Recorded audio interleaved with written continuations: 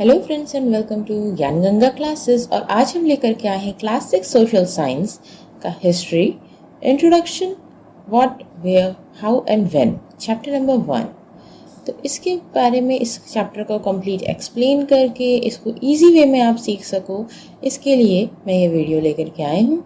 और हम इसके पहले बहुत सारे चैप्टर्स, बहुत सारे subjects of class 6 only we have uploaded on our channel. So आप उस वीडियोस को, उन सब्जेक्ट्स को जैसे मैथ्स, साइंस, इन सब को जा करके ज़रूर चेकआउट कीजिए, ठीक है।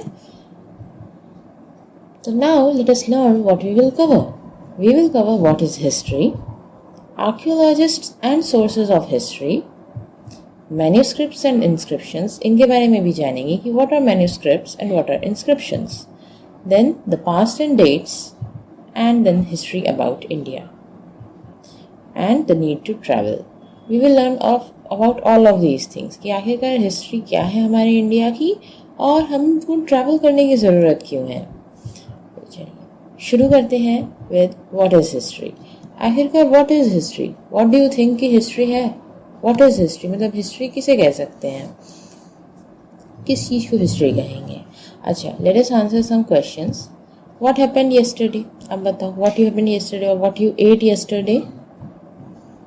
You can say, right? What happened a week ago? Last Sunday what happened? You remember? What is your birth date? आपका birth date क्या है? You remember this also? Wow. And when Lord Ram took birth, उनके birthday कब पड़ती है? So we have again a symbolic there कि हमको पता चल जाता है कि क्या हुई थी। तो एवरीथिंग, ये सारी चीज़ें, चाहे आपकी बर्थ रेट है, चाहे लॉर्ड राम का, चाहे इट्स अबाउट yesterday और similarly if it's about 1000 years और 10,000 years before, these all things that happens already happened in the past. That is the things that anything that is in the past is history. समझे? कोई भी चीज़ जो history में हो चुकी, जो कोई भी चीज़ जो पास्ट में हो चुकी, that is history. We can get the history, we can by reading the newspapers, the old newspapers. If we read today we will learn about कि how many things happen in past.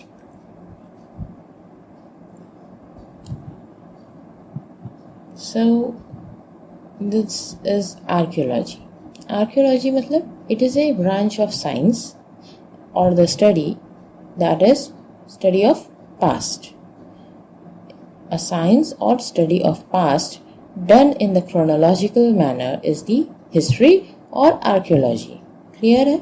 मतलब हम उसको archaeology भी कह सकते हैं। Archaeology basically science की एक ब्रांच है जो कि हिस्ट्री की बात करती है, जो कि स्टडी करती है पास्ट की in the chronological manner. Next, the sources of history.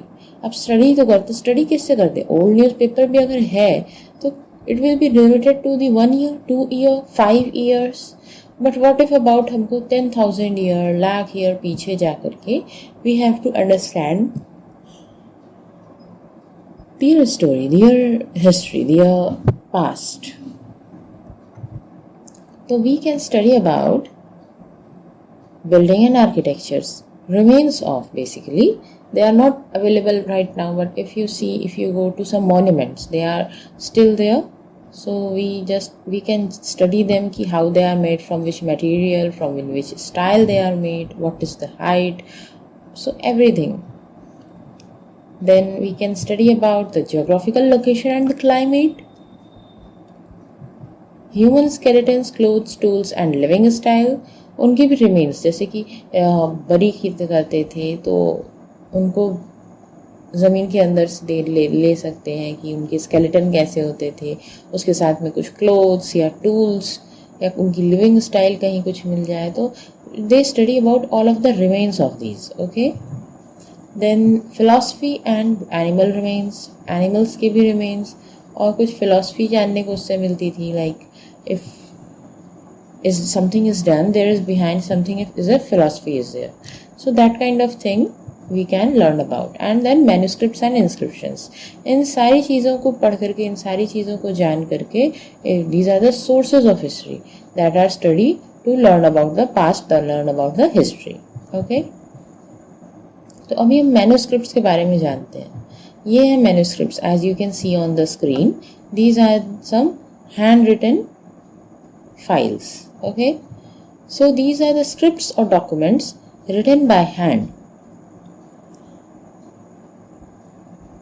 so called manuscripts. Manu means manual, by hand, so it is written by hand. The scripts are written by hands and are called manuscripts. These are the written records of history. कुछ लिख करके उसको record की तरह रख दिया. Okay? Usually written on palm leaves or the bark of trees.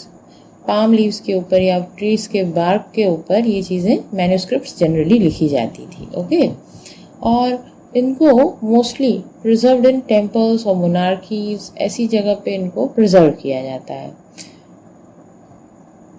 वरना आज से हज़ारों साल पहले किसी ने कुछ लिखा हो, it can not be like available ना. Many are just destroyed due to climate changes, due to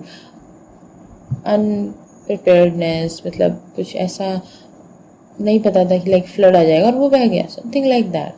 तो इसलिए उनको कहाँ कहाँ प्रिजर्व ज़्यादा किया जाता है?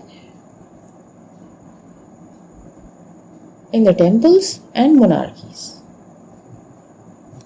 Related about religious belief. They are mostly related about religious beliefs, practices, lives of king, medicines and science, and beside these there were epics, poems and plays. ऐसे टाइप्स की भी और भी चीज़ें थी जिनको मैन्यूस्क्रिप्ट्स में लिखा गया है. But they are mostly related to religious beliefs, lives of kings, उनकी ज़िंदगी कैसी थी, उनकी जीवनी, और मेडिसिन एंड साइंस के ऊपर कुछ इम्पॉर्टेंट आर्टिकल्स से लिखे हुए that are we get it from the manuscripts. Many of these were written in the Sanskrit, other one in the Prakrit. Prakrit means the common language जो कि उस समय लोग यूज़ करते थे, एंड तमिल. तीन लैंग्वेज में रिटन रहती थी, संस्कृत, प्राकृत और तमिल. क्लियर है? The inscriptions. अब इंस्क्रिप्शंस के बारे में बात करते. वी हैव हर्ड, मतलब हमने जब वो पढ़ा था sources of history, we learn कि we study manuscripts and inscriptions. तो इंस्क्रिप्शंस क्या है? मैन्यूस्क्रिप्ट तो क्या हो गई? क्या है manuscripts? The scripts written by hand, written record of history by hand is the manuscript. Inscriptions क्या है? The rewritings on the hard surfaces such as stone and metals are the inscriptions. Manuscripts किस पे लिखी जाती हैं?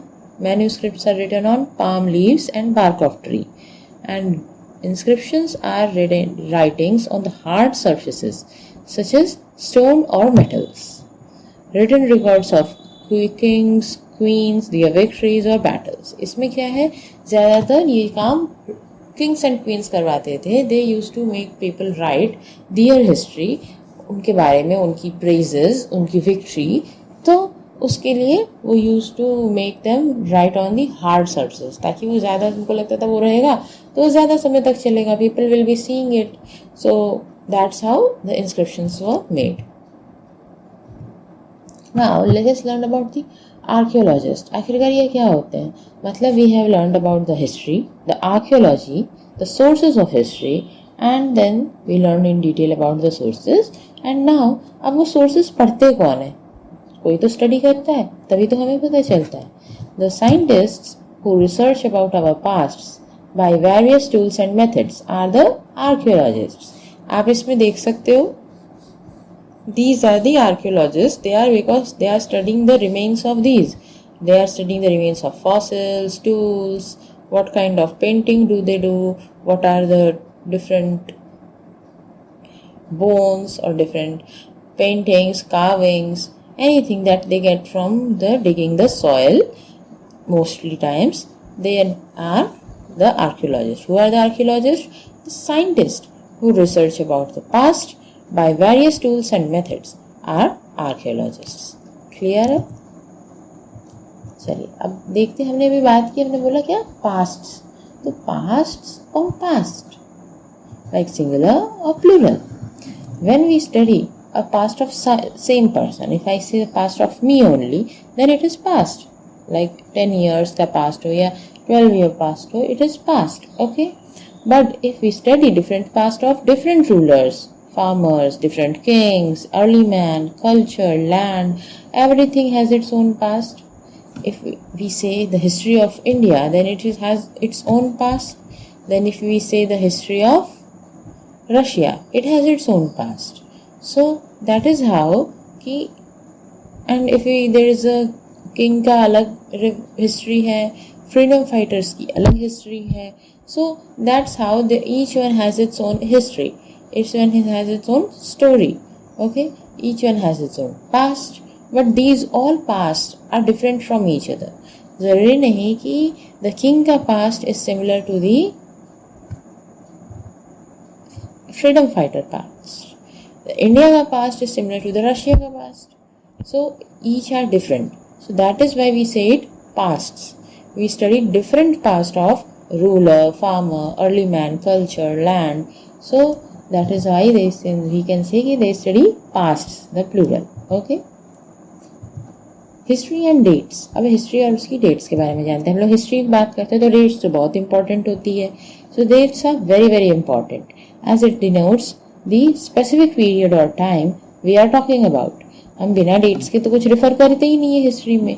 We से like 10,000 years back, 14,000 years before time, before Christ और some बहुत अलग अलग तरीके से we used to reference the date. Okay, तो क्या हो गया पहली बात, तो डेट तो बहुत इंपॉर्टेंट हो गया. अब डेट कैसे हम रेफर कर सकते हैं? Date can be said in BC और AD. BC means before Christ, AD Anno Domini, or we can say the BC is years before the birth of Christ and AD are the years after the birth of Christ. Either it is BC or AD. ये बहुत common वे में use होता है. Okay, और भी तरीके से हम डेट के बारे में बता सकते हैं. So the more terms that we can use for dates are BCE और CE. BCE means before the common era and CE is the common era. Okay, these terms and periods are according to Christian traditions. Why Christian traditions ही क्यों common era, Christ, why यही क्यों होता है? Because that is more popular worldwide.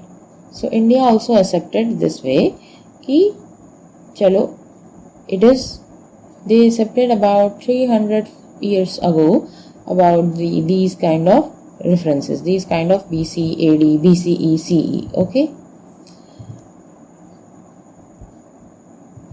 and we can say also sometimes BP, that is before present. If we talk about the past, sometimes it is written BP, that is before present. Okay, clear है अलग अलग terms for the dates.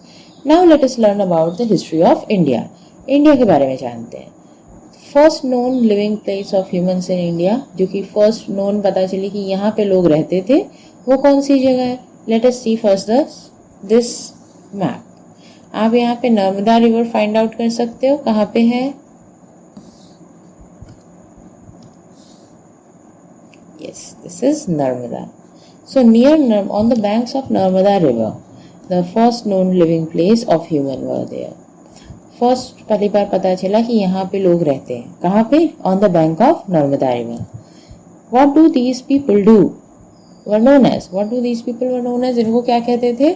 They were the gatherers. इनको gatherer कहते थे. क्यों? क्योंकि they gather the food for their living. वो gatherer मतलब इकट्ठा करने वाला, एकत्रित करने वाला. तो they gather the food.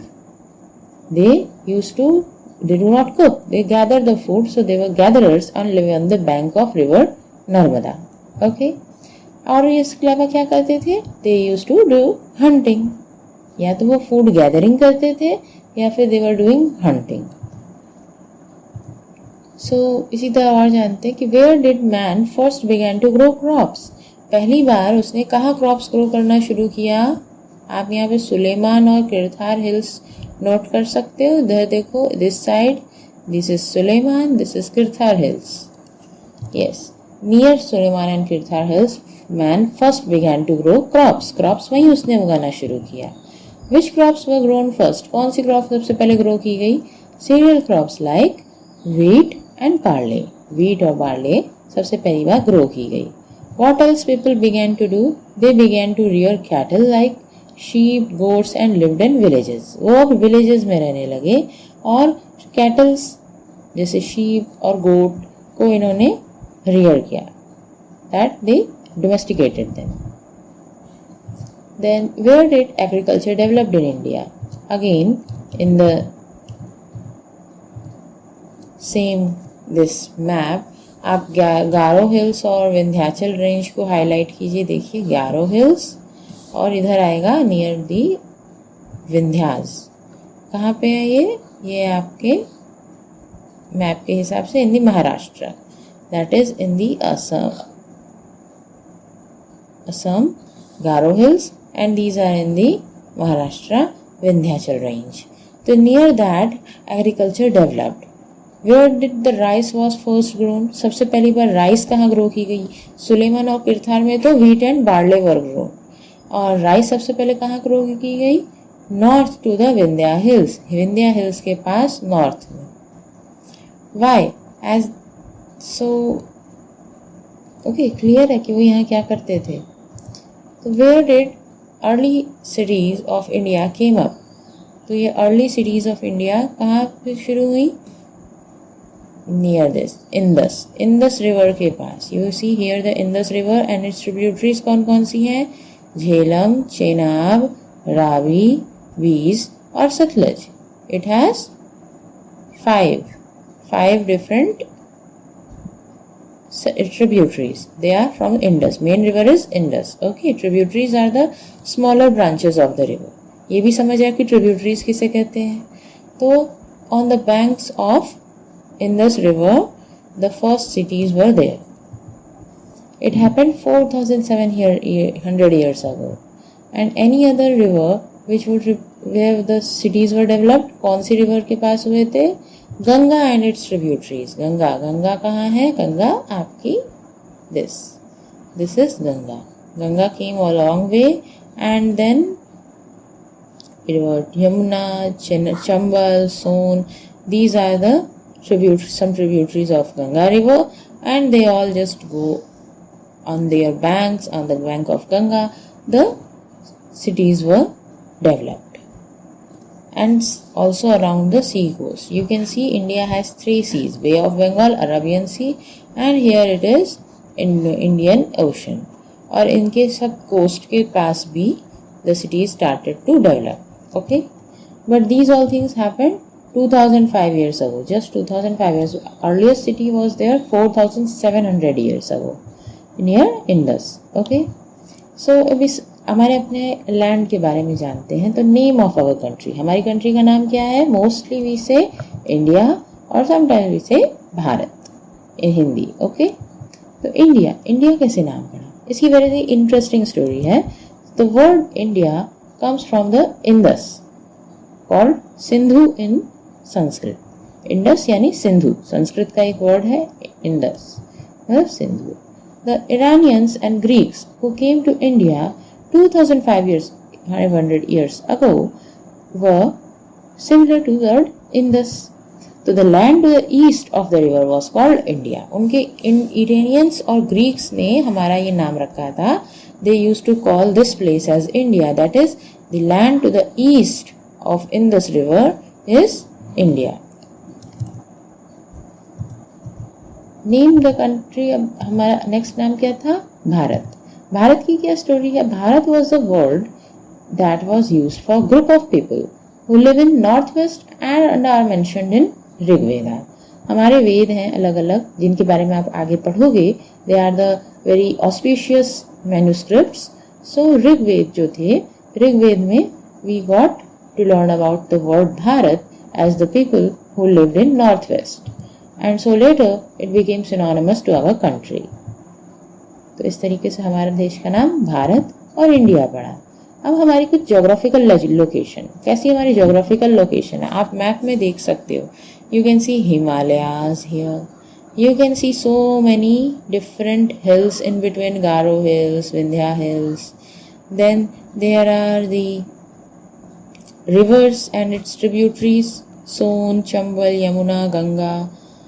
These are Godavari, Narmada, Tapti, Mahanadi. So many these are there. So many rivers. Then these are coast. This is Thar Desert here. So many things are there which are the geographical identity of our land. We have Himalayas in the north. The high hills and mountains which makes a boundary-like structure in the north of our country are the Himalayas. Then deserts. We have a vast dry area located in the west of the country are the desert. Our desert is known as Thar deserts. Seas and rivers, we have 3 seas, Arabian, Bay of Bengal and Indian Ocean, and so many rivers as you can see on the map. Then अब इतनी सारी तो problems थी, मतलब we are having so much vast variety of natural habitat कि कहीं desert है तो कहीं माउंटेन्स हैं, कहीं हिल्स हैं, कहीं नदी है इतनी सारी, we have the coast, so many things were there. फिर भी लोग क्या ट्रैवल करते थे, पीपल डू ट्रैवल. क्यों? In the search of livelihood. एक जगह, बिकॉज आपने पढ़ा, अभी हम लोग ने क्या पढ़ा, नर्मदा के पास दे वर गैदरर्स, मतलब फूड गैदर करते थे. अब वहाँ का ख़त्म हो जाएगा तो दूसरी जगह सर्च में गए फॉर द फूड, तो फूड हमारा लाइवलीहुड, तो that's in the search of livelihood they travel. Escape from disasters like flood, earthquake, all of these things, मतलब जिस ऐसे टाइप के नेचुरल जो डिजास्टर्स हैं जो कभी भी आ सकते हैं, उनसे बचने के लिए in the escape of them. Then many emperor travel with soldiers and arms to conquer other territories. कई सारे emperors used to travel with the soldiers, अपनी पूरी आर्मी के साथ, to conquer other territories. दूसरी जगह जाएं, दूसरी जगह जा करके उनको conquer करने के लिए, उनके ऊपर अपना हक करने के लिए. Merchant traveled in caravan to carry valuable goods. Merchants भी जो थे वो travel करते थे but in groups called caravans, to carry valuable goods along with them. They carry very valuable things that way they can trade about. Then religious teachers also traveled across villages and towns to give teaching and advice. There were many religious teachers जो कि अलग अलग जगह जाकर के अपनी teachings देते थे. Some travel for adventure and discovery. और इसके अलावा भी कुछ ऐसे लोग थे जो कि अपने just adventure और discovery के लिए travel करते थे. समझ आया? ये सारी चीज़ें आपको समझ आई? आई होप आपको ये पूरा चैप्टर क्लियर हो गया होगा. You might be now having every concept clear in your head. और अगर कोई डाउट है तो मेक श्योर आप हमें कमेंट करके बताएं, और वीडियो पसंद आई हो तो हमें लाइक और इस चैनल को सब्सक्राइब करके बेल आइकन ज़रूर दबा दें.